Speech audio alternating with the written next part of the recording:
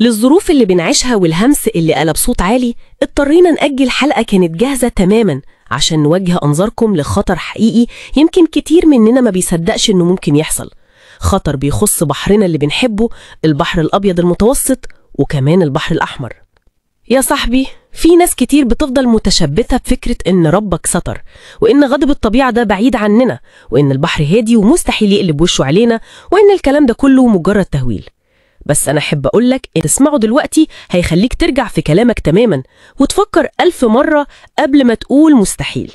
المطلوب منك تركز معانا كويس قوي، يمكن كلامنا ده يكون نجاة لبعض الناس، وممكن يكون بداية لتغيير أفكارك كلها عن حال الأرض في الفترة اللي جاية. هنرجع للماضي شوية، يمكن يفهمنا الحاضر هيكون إزاي، ويدينا لمحة عن اللي ممكن يحصل. معقولة هنحضر في وقتنا الحالي تسونامي ونكون مجرد ذكرى زي أجدادنا اللي فاتوا؟ أصل شوف، من 100 سنة فاتت بس حصلت 58 كارثة تسونامي مات فيهم أكتر من 260 ألف شخص. أرقام مخيفة صح؟ العلماء دول نشروا نتيجة الرحلة الاستكشافية دي في مجلة Geographic Research، والنشر ده يعتبر توثيق رسمي لكلامهم، مش مجرد شك أو توقعات.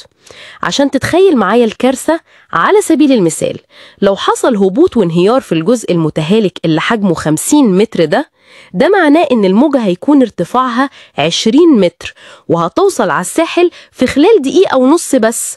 تخيل معايا المدة دي قصيرة قد إيه. طب عايزين نعرف الأول إزاي بيحصل تسونامي ده، وإيه سبب موجات الموت اللي بتكنس في طريقها حضارات ومدن كاملة.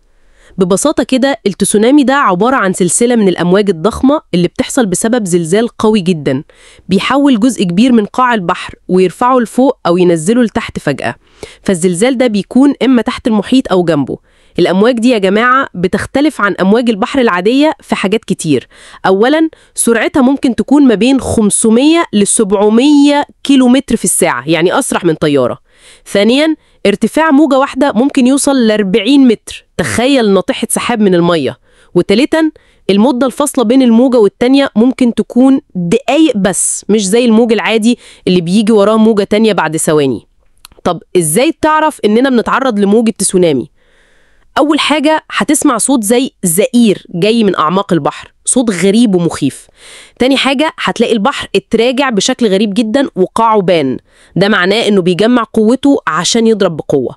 ساعتها يا صاحبي، أول تصرف لازم تعمله عشان تحاول تنجو بنفسك هو إنك تطلع على أعلى قمة ممكن تكون قريبة منك، سواء كانت عمارة عالية، جبل، أو أي مكان مرتفع يجي في بالك.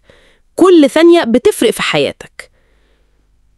هيجي في بالنا سؤال مهم قوي، هو ممكن المدن الساحلية بتاعتنا تغرق ويبلعها البحر زي ما حصل زمان؟ الموضوع ده حصل بالفعل يا رجالة المحروسة. اسكندرية القديمة تاريخها بيقول إنها غرقت مرتين قبل كده بسبب التسونامي، مرة سنة 365 ميلادي ومرة تانية سنة 1303 ميلادي، والاتنين كانوا بسبب زلازل تسونامي شديدة لدرجة إن نص اسكندرية تقريبا غرق وأجزاء كبيرة من الدلتا كمان. الموضوع ده ما بقاش همس أو كلام خيال، بقى صوت واضح. فاكرين بوريس جونسون رئيس وزراء بريطانيا الأسبق؟ ده قالها صراحة، وداعا اسكندرية بسبب التغيرات المناخية. والهمس اللي كان موجود زمان بغرق اسكندرية وبورسعيد ودمياط وكفر الدوار بقى صوت مسموع والناس منتظرة ومتقبلة الفكرة. ولفت انتباهي هنا تحذير قام بيه قبطان مصري مهم قوي إننا نعرضه عليكم وانتوا اللي تحكموا. ده بيأكد إن الخطر ده مش بعيد عننا.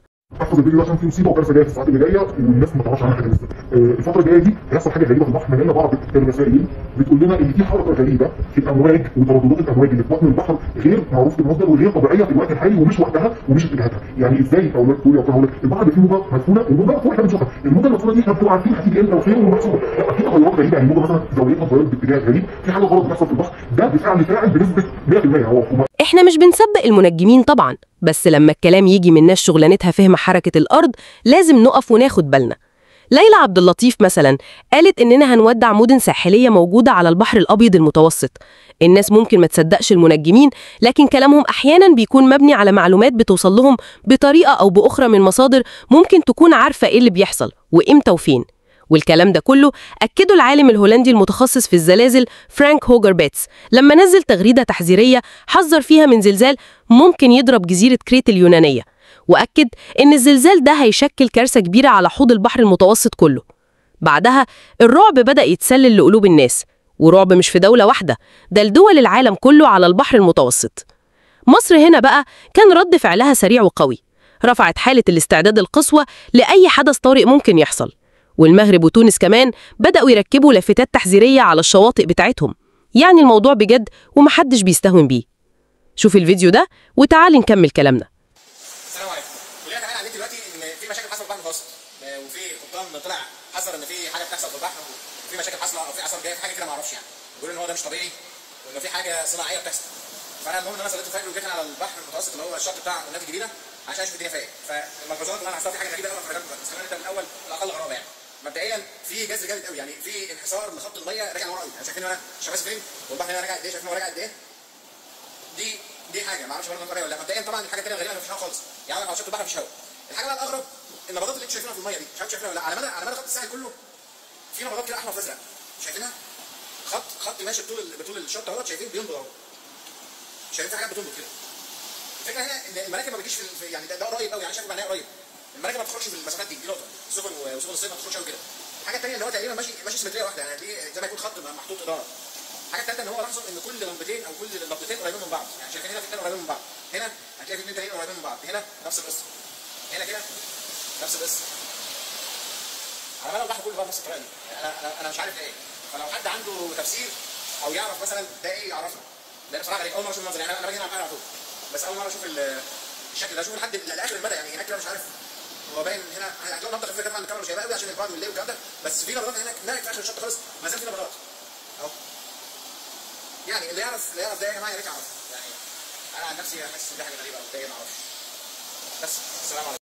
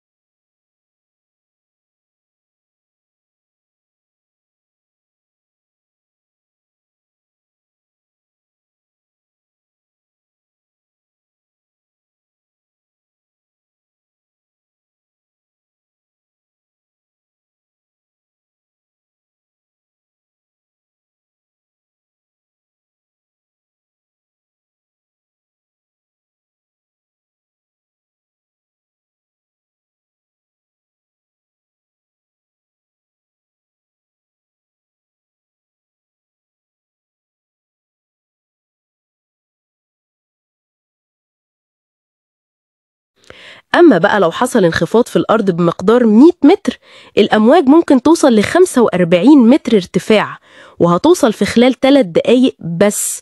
وأول ناس هتتأثر بشكل مباشر هتكون السواحل السعودية والمصرية، وخصوصا شرم الشيخ، وممكن الضرر يوصل لسينا كلها. ما تزعلوش من كلامنا يا رجالة المحروسة، احنا بنحاول نكون سبب في لفت أنظار الناس للخطر اللي بيحصل، بنحاول ندق جرس الإنذار عشان كل واحد ياخد. خلصت يا رجالة المحروسة. وقبل ما نختم عايز أقول لكم حاجة مهمة قوي يا رجالة المحروسة. لو حسيت إن الحلقة دي مهمة وفتحت عينك على معلومات جديدة، ما تنسوش تشتركوا في قناة رجالة المحروسة هنا مع إيمان عبد الله. اعملوا سبسكرايب دلوقتي حالا وفعلوا زر الجرس عشان يوصلكوا إشعار بأول ما أي حلقة جديدة تنزل. اعملوا لايك للفيديو ده لو عجبكم، وسيبولنا رأيكم في التعليقات تحت، بنحب نسمعكم وخصوصا رأيكم في التحذيرات دي. الأهم من كل ده، شاركوا الحلقة دي مع كل أصحابكم وحبايبكم اللي تهمهم سلامتهم وسلامة بلدنا على الواتساب وفيسبوك وكل حتة.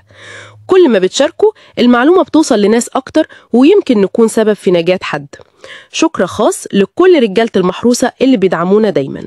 دعمكم ده هو وقودنا اللي بيخلينا نكمل ونجيب لكم كل قصة أو معلومة تستاهل إنها تتحكي وتوصل للناس. أشوفكم في حكاية جديدة من حكايات رجالة المحروسة. خليكم في أمان.